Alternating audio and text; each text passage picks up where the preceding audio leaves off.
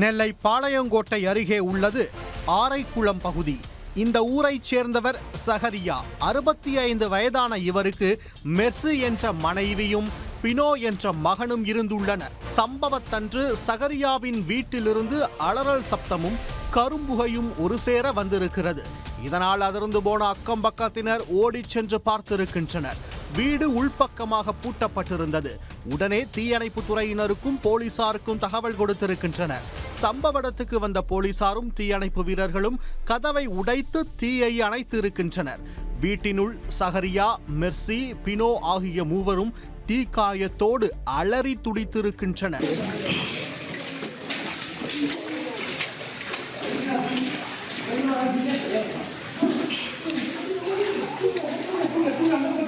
உடனே அவர்கள் மூவரையும் மீட்டு மருத்துவமனைக்கு கொண்டு சென்றனர்.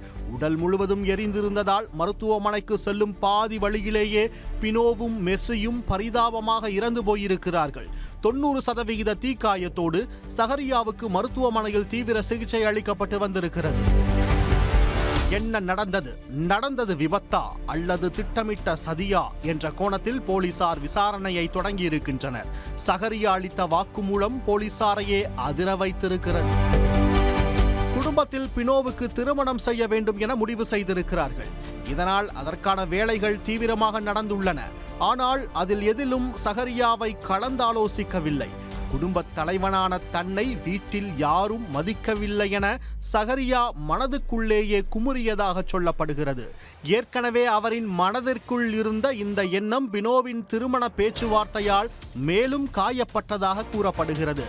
இதனால் ஆத்திரமடைந்த சகரியா குடும்பத்தினரிடம் சண்டை போட்டு வந்ததாக சொல்லப்படுகிறது. ஆனால் அவர்கள் யாரும் சகரியாவை கண்டுகொண்டதாக தெரியவில்லை. சம்பவத்தன்று மனைவி மற்றும் மகனிடம் தன்னிடம் கேட்காமல் திருமணம் தொடர்பான எல்லா முடிவுகளையும் எடுப்பதாக சகரியா மீண்டும் கொந்தளித்திருக்கிறார். இது வாக்குவாதமாக மாற மூவரும் சண்டையிட்டிருக்கின்றனர். இதனால் ஆத்திரமடைந்த சகரியா குடும்பத்தோடு தற்கொலை செய்து கொள்ளலாம் என மனைவி, மகன் மற்றும் தன் மீதும் பெட்ரோல் ஊற்றி தீ வைத்திருக்கிறார். நெருப்பு மளமளவென பற்றியிருக்கிறது. மெர்சியும் பினோவும் சுதாகரிப்பதற்குள் எல்லாம் நடந்து முடிந்துவிட்டது.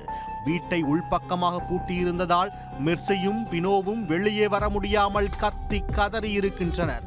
அதோடு சகரியா உடலிலும் தீப்பற்றி எரிந்திருக்கிறது. தீயணைப்பு துறையினர் வந்து தீயை அணைத்து மூவரையும் மீட்டு மருத்துவமனைக்கு அனுப்பி வைத்திருக்கின்றனர்.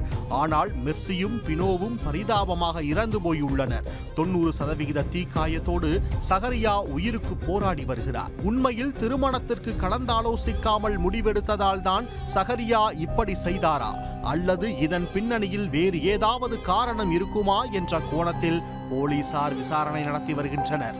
மெர்சியும் பினோவும் ஏற்கனவே பரிதாபமாக இறந்த நிலையில் 90% தீக்காயங்களோடு சிகிச்சை பெற்று வந்த சகரியாவும் இறந்து போயிருக்கிறார்.